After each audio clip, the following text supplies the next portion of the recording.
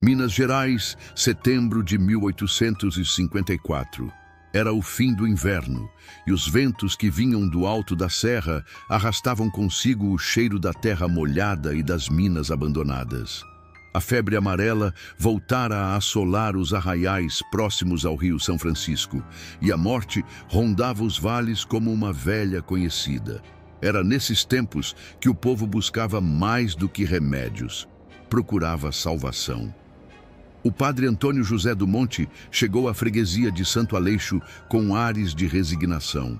Homem magro, de fala contida e olhar sempre voltado para o chão, dizia-se enviado pela Diocese de Mariana para substituir o velho pároco local, morto há poucos meses de forma não explicada, segundo os relatos breves que lhe entregaram. Alguns diziam que o antigo padre enlouquecera antes de morrer, passando os últimos dias a trancar portas da igreja e a queimar páginas do missal. O povoado de Santo Aleixo era pequeno e esquecido, como tantos encravados entre os morros e trilhas de tropeiros. Sua igrejinha de pedra, construída por mãos escravizadas em 1782, mantinha a mesma cruz carcomida desde os tempos do ouro. Do lado de fora, cruzeiros marcavam antigas promessas, e no cemitério, às costas do altar, os túmulos mais antigos pareciam ser engolidos pela mata. Logo ao chegar, o novo padre percebeu olhares desconfiados. Ninguém o saudava com alegria, apenas com silêncio. O sacristão, um velho mulato chamado Elias, foi o único a recebê-lo com algum calor.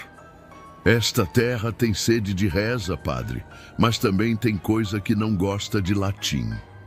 Antônio sorriu, achando graça da frase. Mas à noite, ao fechar os portões da igreja, notou algo estranho. Os bancos estavam fora de lugar, como se alguém os tivesse arrastado. Havia marcas de unhas na madeira do confessionário e sobre o altar, um crucifixo caído, não partido, apenas virado, com Cristo olhando para baixo. Pensou ser obra de vândalos ou jovens locais zombando da fé. Mas no dia seguinte, encontrou velas negras queimadas nos degraus do púlpito e um cheiro adocicado no ar, como incenso misturado a carne podre. Começou a investigar discretamente. Conversava com velhas beatas, ouvia confissões com atenção, mas ninguém lhe dizia coisa alguma. Até que um domingo, ao abrir o altar para a missa, encontrou sob o pano branco um manuscrito antigo, com letras corroídas pela umidade. A tinta era vermelha e dizia: "Este lugar é a boca do inferno. Foge, servo de Deus, ou verás o que o outro viu." Naquela noite, não dormiu. O sino da torre, que sempre era amarrado ao anoitecer, tocou sozinho à meia-noite. Um som lento, pesaroso, que ecoou pelas montanhas como um lamento antigo. Quando subiu até a torre, encontrou o sino imóvel, mas a corda estava molhada, como se alguém ou algo tivesse passado a língua por ela. Padre Antônio escreveu em seu diário: "Há algo de errado aqui, algo que o tempo não levou. O povo teme falar, mas os olhos deles dizem tudo. Esta igreja carrega mais que fé, carrega uma dívida, e ela quer ser cobrada." No dia seguinte, Elias, o sacristão, apareceu à porta da casa paroquial, trêmulo, segurando um livro antigo embrulhado em palha de milho. "O senhor precisa ler isto, mas não pode contar a ninguém que viu. É do padre anterior. Ele dizia que era pecado até tocar nesse papel.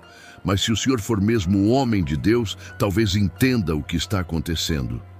O livro, embrulhado em palha, era um caderno de capa de couro, escurecido pelo tempo, com o selo da Ordem dos Lazaristas marcado em baixo relevo. A primeira página estava colada com sangue seco, como se o autor tivesse, em algum momento, cuspido sobre o papel o próprio tormento.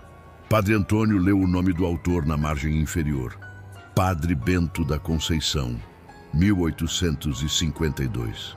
As primeiras páginas traziam anotações típicas de um clérigo: batismos realizados, confissões ouvidas, nomes de fiéis, datas de festas religiosas.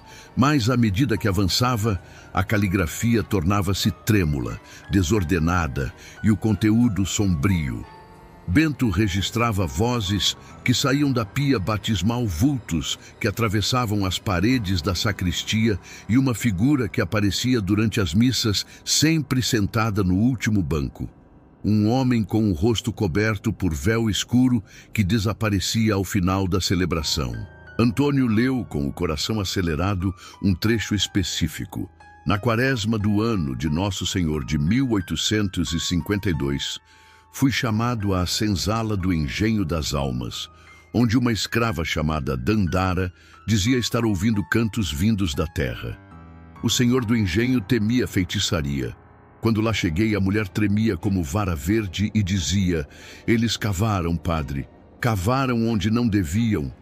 Naquela mesma noite, a senzala queimou. E os gritos, meu Deus, os gritos não eram de gente.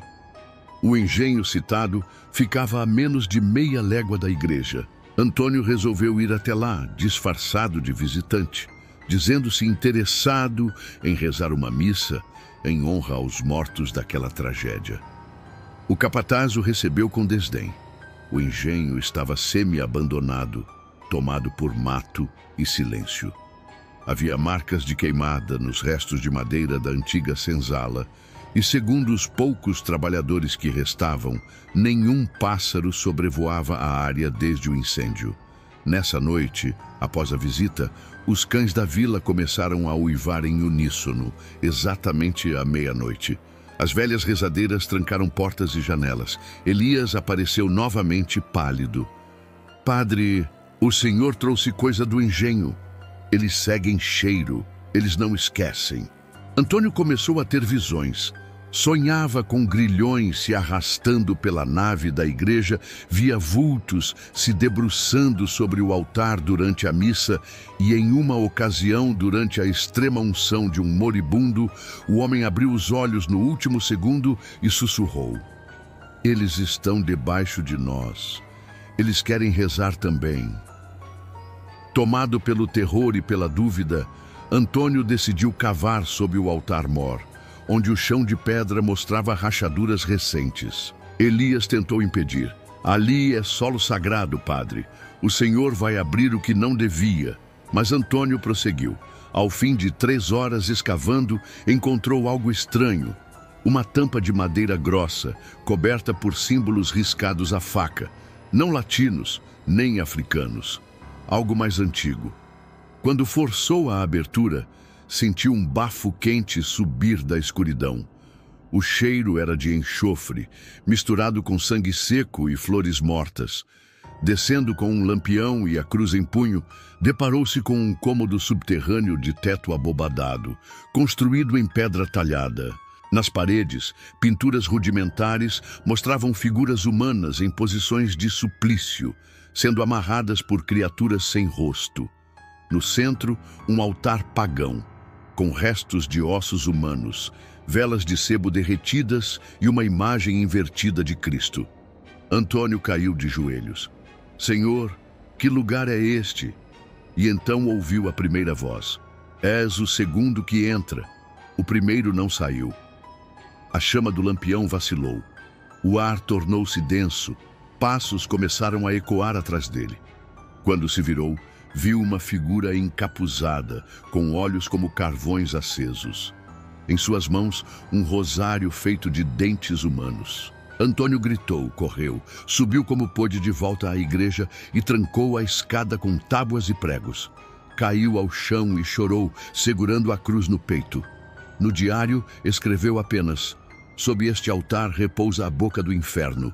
Aquilo não é simbolismo, não é alegoria, é real. E tem fome." Após lacrar a entrada com tudo que pôde encontrar, Padre Antônio passou a celebrar as missas com um olhar perdido, como se falasse com os vivos, mas escutasse os mortos. Aos poucos, os fiéis foram se afastando, primeiro por medo, depois por instinto. Diziam que sua voz, antes firme e serena, agora saía com um eco estranho, como se outro estivesse repetindo suas palavras num tom mais grave, logo atrás. As velas da igreja, mesmo novas, queimavam rápido e deixavam um odor de carne queimada no ar. Certa manhã, Elias foi encontrado pendurado por cipós no confessionário, com a língua arrancada e os olhos costurados com linha de palha. Não havia sinais de arrombamento. O manuscrito de Padre Bento desapareceu. Antônio afirmava que havia queimado tudo. Mas durante a madrugada, moradores ouviam páginas sendo viradas dentro da igreja vazia, como se alguém estivesse lendo alto, em latim arcaico, intercalado com palavras em línguas que ninguém reconhecia. O sino tocava sozinho, sempre às 3 da madrugada, mesmo com a corda cortada. Em certo momento, o bispado enviou um delegado eclesiástico para investigar. Dom Inácio da Sé chegou com escolta, mas saiu em pânico após 2 noites, recusando-se a falar do que ouvira dentro da sacristia. Um dos soldados jurava ter visto freiras sem rosto caminhando entre os bancos, mesmo que o convento mais próximo estivesse a dias dali. Antônio não comia mais.